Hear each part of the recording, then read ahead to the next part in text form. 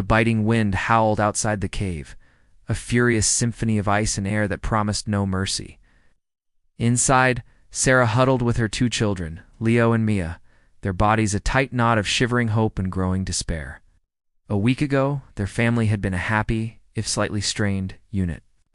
A single mom and her kids enjoying a peaceful autumn hike. The divorce had been hard, and this trip was meant to be a fresh start, a way to reconnect with nature and with each other. But a sudden freak blizzard had trapped them deep in the mountains. Their tent had been swept away, their supplies had been lost, and a desperate search for shelter had led them to this freezing, rock-hewn maw. Sarah was not a person who gave up easily. She had fought for her children through a bitter custody battle. She had worked 3 jobs to keep a roof over their heads. She was a survivor, but the cold was an enemy she could not defeat. It was a silent, insidious force that seeped into their bones, stealing their warmth and their strength. Leo, her 12-year-old son, was trying to be brave. He held his 7-year-old sister Mia close, his thin arms wrapped around her small frame. Mia was quiet, her wide eyes watching the swirling snow just beyond the cave's opening, her breath forming small white clouds in the frigid air. "Mom, I am so cold," Mia whispered, her voice barely audible over the wind's shriek. "I know, baby," Sarah said, pulling them both closer. Her hands were numb, her face was pale, she was exhausted. She had been awake for 2 days, a constant vigil against the cold, constant prayer for a miracle that did not seem to be coming. Their last snack was gone. Their last sip of water had been taken hours ago. She felt the final shreds of her strength slipping away, and she knew in her heart that this was the end of their journey. She looked at her children, their faces innocent and trusting, and her heart ached with a pain far colder than the wind. She had promised them a new life, a happy adventure, and instead, she had led them here to this desolate place. She felt a profound sense of failure, a feeling that was more crushing than the weight of the snow outside. They did not speak for a long time. The only sounds were the wind and their own chattering teeth. The fire they had managed to start with a wet match a day ago was long dead, nothing more than a pile of cold, wet ashes. The silence inside the cave was as chilling as the air. It was a silence filled with unspoken fears and the slow, creeping dread of certain doom. Sarah closed her eyes, holding her children tight, wishing she could just make the world go away, wishing she could shield them from the inevitable. It was at that moment, as she was giving in to a final mournful despair, that she heard it, a sound that was not the wind. It was a soft, scraping noise, followed by a faint whimper. Her eyes snapped open. It came from just beyond the entrance to the cave. Leo and Mia heard it too, their heads tilting to the side, their young faces a mix of fear and curiosity. "What is that?" Leo whispered. "I do not know," Sarah replied, her voice a hoarse croak. She slowly and carefully peeked her head out of their makeshift huddle. The wind was so strong it almost pushed her back, but she held her ground, squinting into the WHITOUT. A dark shape was visible against the blinding snow. It was a dog, a large black creature with a thick coat. Its ears were drooping, and its tail was tucked between its legs. It was also shivering violently. It looked at them with a pair of intelligent, soulful brown eyes, and then it whimpered again, a plea for help that was all too familiar. "A dog," Mia said, her voice full of wonder. Sarah was not sure what to do. Was it dangerous? Was it wild? Her instincts told her to be cautious, but something in the dog's eyes, a look of profound loneliness and desperation, told her that it was no different than they were. It was lost. It was scared. It was cold. She slowly extended her hand, a small gesture of friendship.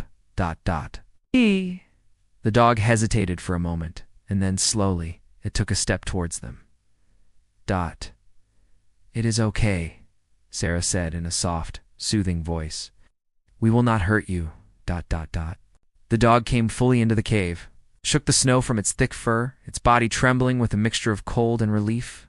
It was a beautiful animal, a black Labrador mix with a white patch on its chest and paws. It looked at Sarah and then at the children, its tail giving a single tentative wag. The children, seeing its gentle nature, began to relax. Mia reached out a small hand and the dog gently licked it. A small, fragile smile spread across Mia's face, the first one in what felt like a lifetime. The dog turned and looked back out into the blizzard, and then it looked at Sarah, a clear, unmistakable question in its eyes. It wanted them to follow. Sarah was not an idiot. To go back out into the blizzard was suicide. It was illogical. It was insane. It was foolish.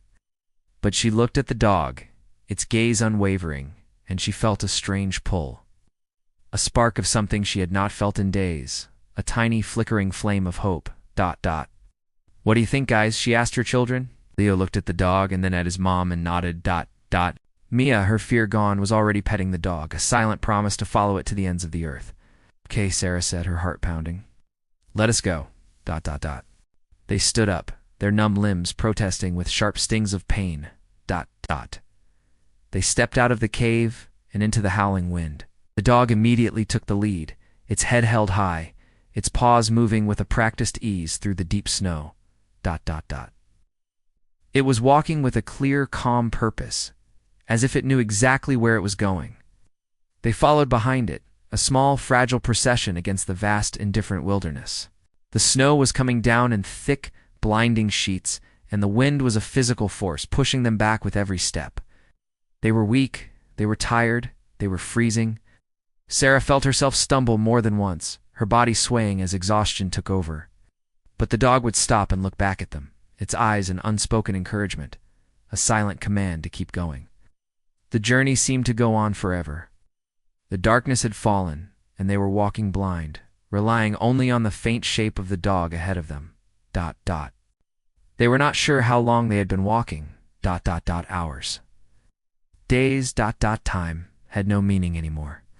Sarah's mind was a fog of exhaustion and cold. She was not sure if she was still dreaming, or if this was real. She was just moving forward, one numb foot in front of the other, her children's small hands clutched in her own. She could not feel them anymore, but she knew they were there. Then, without warning, the dog stopped. It was standing at the edge of a clearing, its head turned, its body still. The wind seemed to lessen here, as if the forest was providing a small pocket of calm. Sarah peered past the dog, squinting her eyes against the darkness and the few remaining flurries of snow. At first she thought it was just a strange arrangement of trees, a trick of her tired mind. But as her eyes adjusted, the shape took form, and she gasped aloud.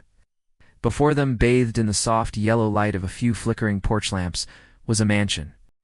It was not a small house. It was a grand, sprawling structure, its windows glowing with a warm, inviting light. It was not possible. It should not have been there. A mansion in the middle of a deserted mountain range. It was something out of a fairy tale, something from a movie. It was a mirage brought on by hunger and cold. But it was real. She could feel its presence, a solid, tangible thing that stood as a stark contrast to the desolate, cold world they had been in. The dog looked at them, and then it trotted towards the front door, its tail now wagging with an excited, jubilant rhythm. It was leading them home. They followed it, their hearts pounding with a new emotion that was more powerful than fear. Hope. They walked up the cobblestone path to the porch. The air here was warmer. The wind had been completely silenced by the massive structure. The dog sat at the front door, wagging its tail and looking at them expectantly. Sarah reached for the doorknob. It was a large brass handle, ornate and cold to the touch. It was not locked. She turned it, and the door swung open, revealing a large, warm foyer. The air inside was still and smelled of wood smoke and old books. A fire was crackling in a large fireplace to their left, and a soft light illuminated the space. It was not a derelict building. It was a home, and it was waiting for them. They stepped inside, the dog leading the way. They trotted past a grand staircase and into a living room where the fire was roaring merrily. It curled up on a large, plush rug in front of the hearth, its tail thumping against the wood floor. Leo and Mia rushed to the fire, their small bodies soaking up the warmth. Sarah stood in the doorway, her mind reeling. When she was not able to comprehend any of this. They had been freezing. They had been on the verge of death, and now they were in a place that looked like a palace.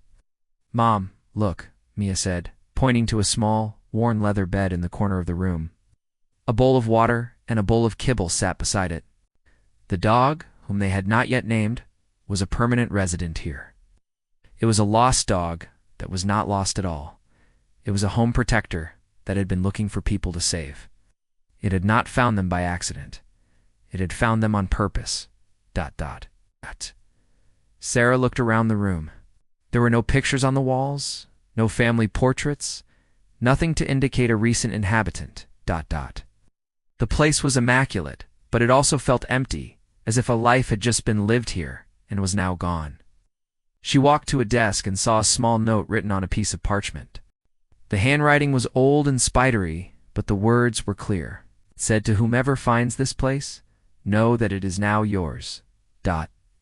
I have no family left, and it is a crime for such a beautiful place to sit empty. ... I hope you fill it with love and laughter. You are the new caretakers." The note was signed Arthur Blackwell, and below it was a large, paw-like ink print. The dog, now they knew its name was Arthur, padded over to Sarah, its tail wagging. It looked at the note and then at her, and then it licked her hand. It was not a coincidence. ... It was fate. Arthur the dog was not lost. He had been waiting. He had been waiting for the people who would love his old master's home as much as he did. He had been waiting for a new family to care for. He was the guardian of a forgotten legacy, a loyal companion who had found a new purpose.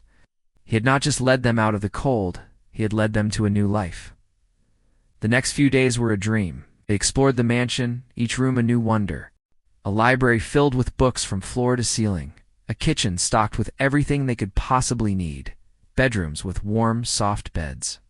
They ate their fill of the food in the pantry, and they took long, hot baths, the warm water washing away the grime and the fear of the last week.